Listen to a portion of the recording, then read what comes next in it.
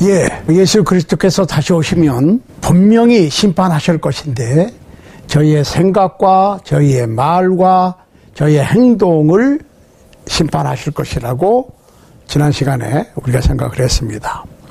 자, 그러면 좀 더 자세히 어떻게 예수 그리스도께서 최후의 심판을 진행하실 것인가에 대해서 생각하도록 하겠습니다. 이 세상에 살았던 모든 사람들은 하나님의 말씀의 법에 의해서 심판을 받게 될 것입니다. 그러니까 우리가 이 세상 법정에서의 심판의 기준은 법전이죠. 법전. 마찬가지로 예수 그리스도께서 최후의 심판을 하실 때도 어떤 기준이 있어야 될 거 아니에요. 계시록 20장 12절 말씀을 보겠습니다. 또 내가 보니 죽은 자들이 문혼대수하고 그 보좌 앞에 섰는데 책들이 펴있고 또 다른 책이 펴졌으니 곧 생명책이라. 죽은 자들이 자기 행위를 따라 책들에 기록된 대로 심판을 받으니. 책들에 기록된 대로 생명책과 다른 책이 펴져 있는데 그 책에 기록된 대로 그 얘기예요. 자, 요한복음 12장 48절에서 예수께서는 이렇게 말씀하셨어요. 나를 저버리고 내 말을 받지 아니하는 자를 심판할 이가 있으니 곧 나의 한 그 말이 마지막 날에 저를 심판하리라.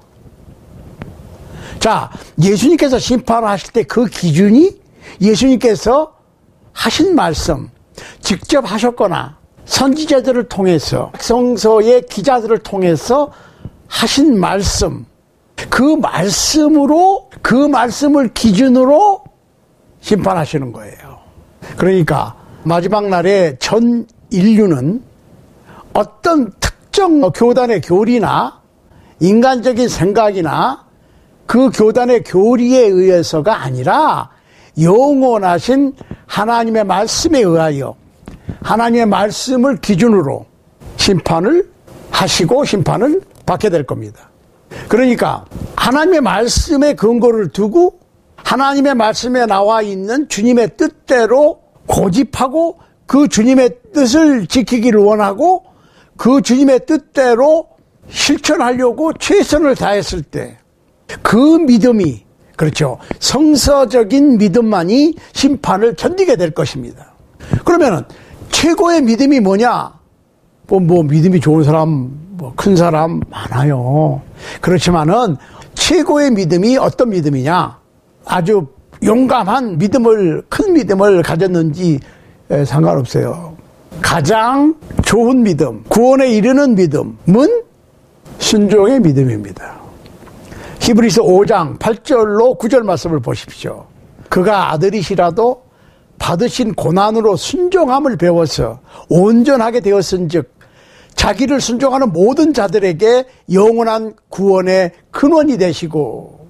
예수님을 믿으면 구원받아요. 예, 맞습니다. 예수님을 믿으면 구원받습니다. 그렇지만 단순히 예수 내 구주 하고 예수님을 믿는다고 그러고 동의하고 고개 끄덕거리고 예수님의 말씀을 듣고 박수치고 한다고 그래서 다 되는 게 아니고 듣는 게 우선이죠. 들어야 돼. 로마서 10장 17절. 믿음은 어떻게 생겨요?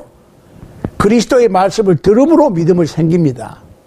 그러면 그리스도의 말씀을 듣는다고 그래서 다 모든 사람이 믿음이 생기는 건 아니고 내가 들은 말씀을 받아들일 때 믿음이 생기는 거거든요. 받아들인다고 하는 것은 순종하는 것을 얘기합니다. 내가 말씀을 아무리 많이 듣고 많이 읽었어도 그 말씀에 순종하지 않으면, 따르지 않으면 소용없죠. 자, 마태복음 7장 21절로 27절에서 사실은 이 설교를 교회에 다니신다고 그러는 분들, 예수를 믿는다고 그러시는 분들은 다 들었을 거예요. 나더러 주여 주여 하는 자마다 천국에 다 들어갈 것이 아니요 다만 하늘에 계신 내 아버지의 뜻대로 하는 자라야 들어가리라. 그날에 많은 사람이 나더러 이르되 주여 주여 우리가 주의 이름으로 선지자 노릇하며 주의 이름으로 귀신을 쫓아내며 주의 이름으로 많은 권능을 행치 아니하였나이까 하리니 그때 내가 저희에게 밝히 말하되 내가 너희를 도무지 알지 못하니 불법을 행하는 자들아 내게서 떠나가라 하리라.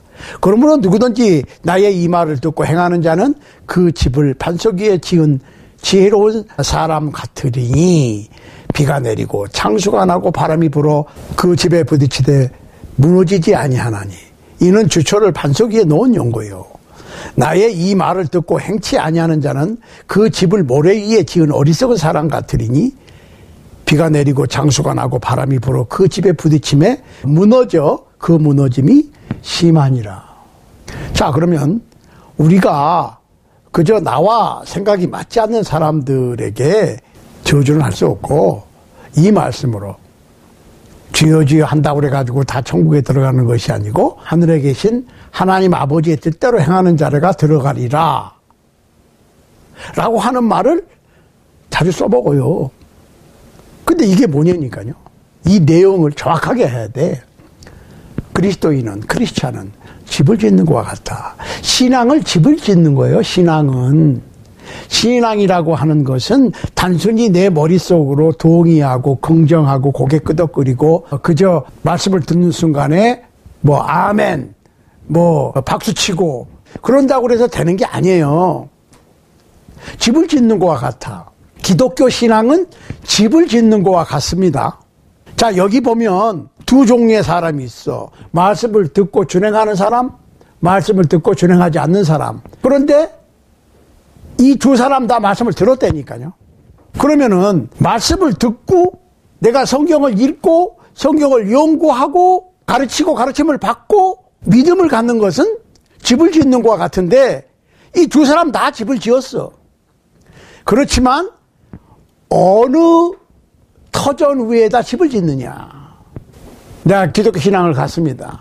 그렇지만은 어떤 교파의 교리 위에다 집을 지었느냐가 중요한 것이 아니고 어떤 종교 개혁자들 또 어떤 역사와 전통을 자랑하는 교회의 교리 위에다가 집을 지었느냐가 중요한 것이 아니고 하나님의 말씀에 근거해서 예수 그리스도의 말씀에 근거해서 신앙의 집을 말씀을 토대로 지었느냐, 말씀을 실천했느냐, 말씀을 듣고 동의만 하고 내 마음대로 믿었느냐에 따라서 이게 달라지는 거예요. 생각을 한번 가만히 해보시라고. 신앙은 단순히 인정하고 긍정하고 동의하는 것이 아니고 집을 짓는 것과 같은데 여러 단계가 있어요. 집을 짓는다 그러면 뚝딱 집이 지어지는 게 아니라 기초공사부터 단계 그 순서와 절차가 있는 거예요.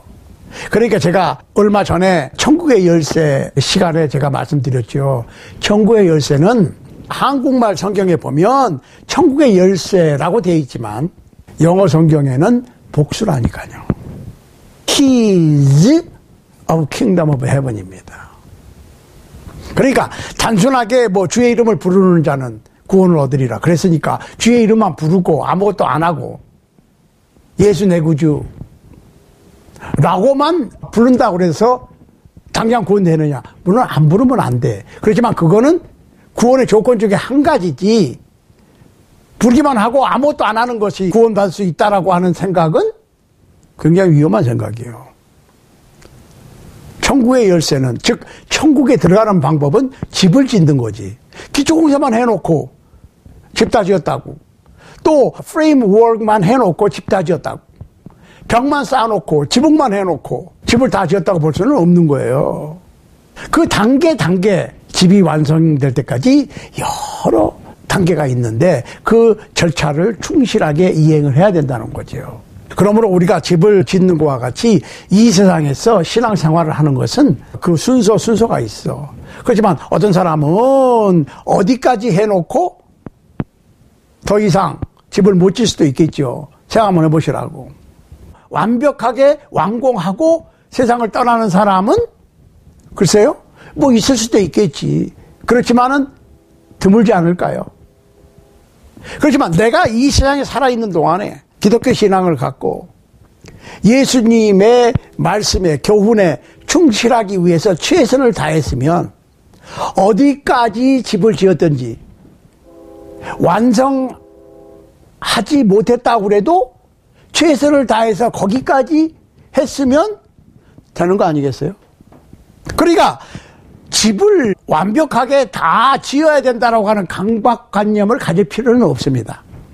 그렇지만 대충 주님께서 원하시는 것은 그거는 통과, 그거는 넘어가고 이런 식으로 해서는 안 된다는 거죠.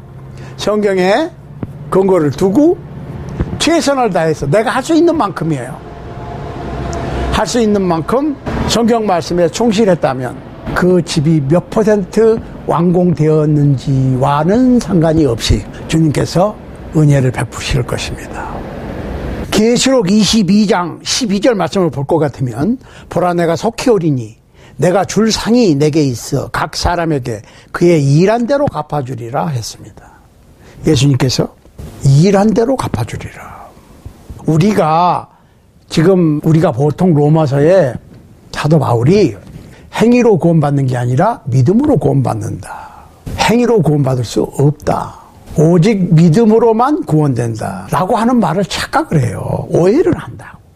그렇지. 십계명을 100% 다 지켜서, 율법을 100% 다 지켜서 구원받을 사람은 한 사람도 없습니다. 그건 틀림없습니다. 그런데 믿기만 하고 아무것도 하지 않아도 된다고 하는 생각은 굉장히 위험한 생각입니다. 행위로 구원받을 수 없다는 얘기는 내가 율법을 다 지켜서 구원에 이룰 수 없다는 얘기지. 믿음으로 구원을 받았는데 선한 일을 추구하지 않아도 된다는 얘기는 아니에요. 그러니까 로마서에서 사도 바울이 행위로 구원받는 게 아니라 믿음으로 구원받는다고 했을 때는 율법의 행위를 얘기했지만 갈라디아서 보면은 사도 바울이 할례나 무할례가 아무 소용이 없어. 그렇지만은 사랑으로 역사하는 믿음뿐이다 그랬어요. 거기서 역사하는 이라고 하는 말은 일하는 그 말이에요. Working faith with love 이런 거예요. 사랑으로 일하는 믿음. 그러니까 율법의 행위를 배제해야지요. 그렇지만 믿음의 행위까지 배제하면 안 됩니다.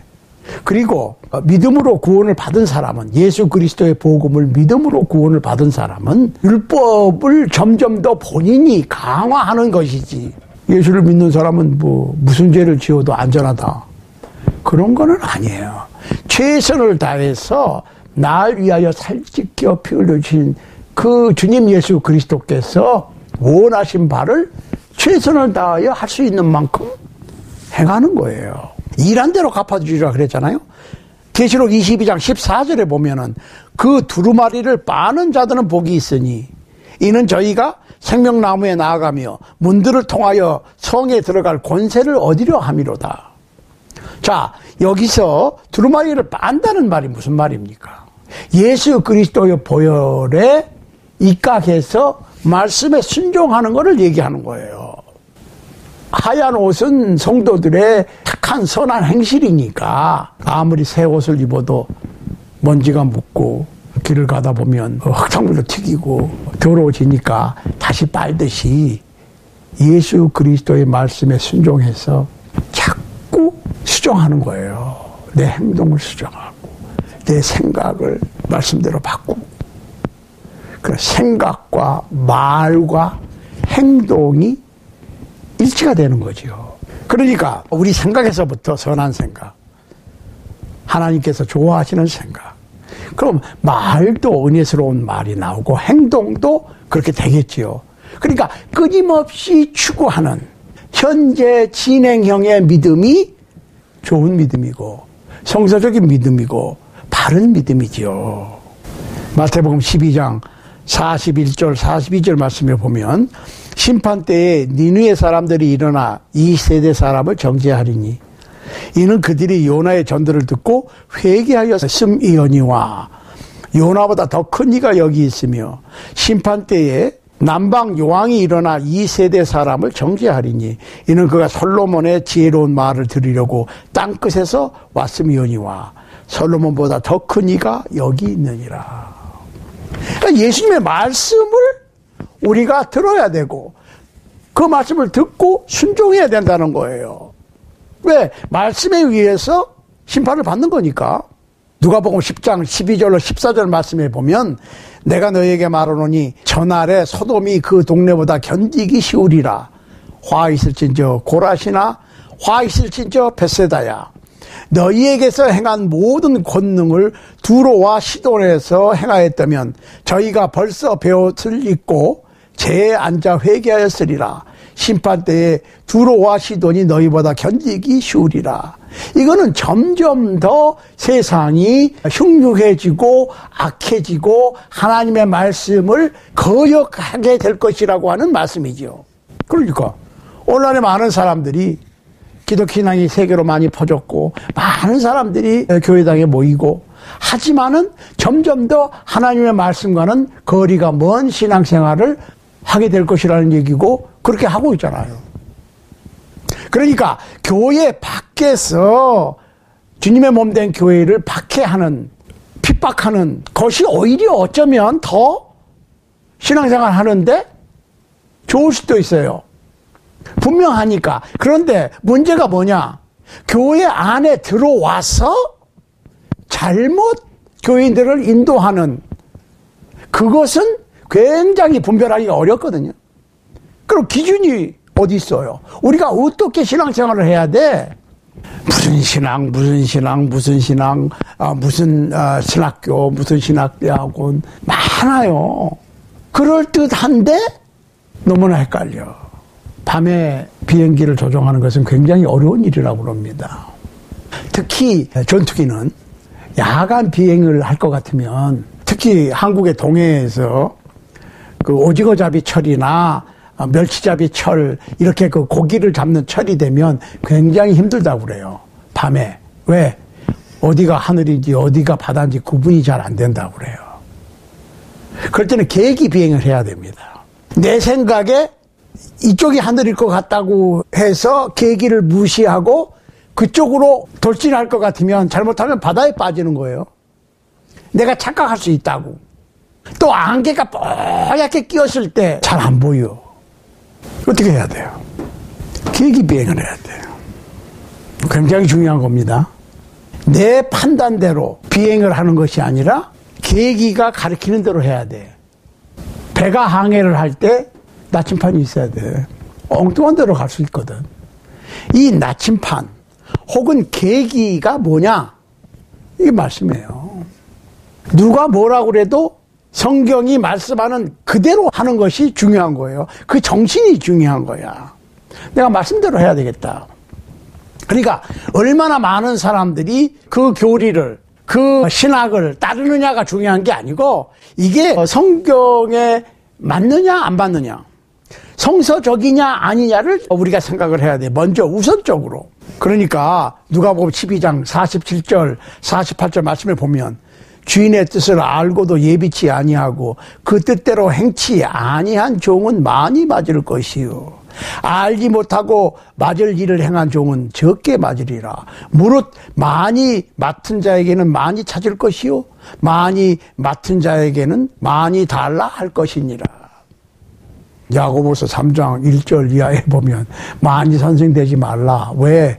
선생된 분들이 더 엄한 심판을 받을 것이기 때문에.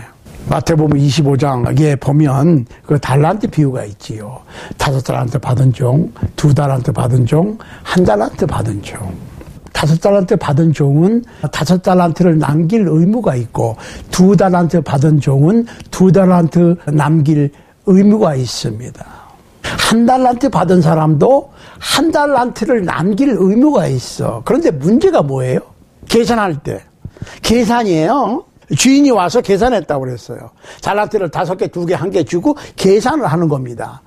이게 사실은 우리가 심판을 받는다고 하는 것은 주님과 내가 받은 탤런트, 재능, 은사 같은 의미의 다른 표현입니다만은 계산해야 돼.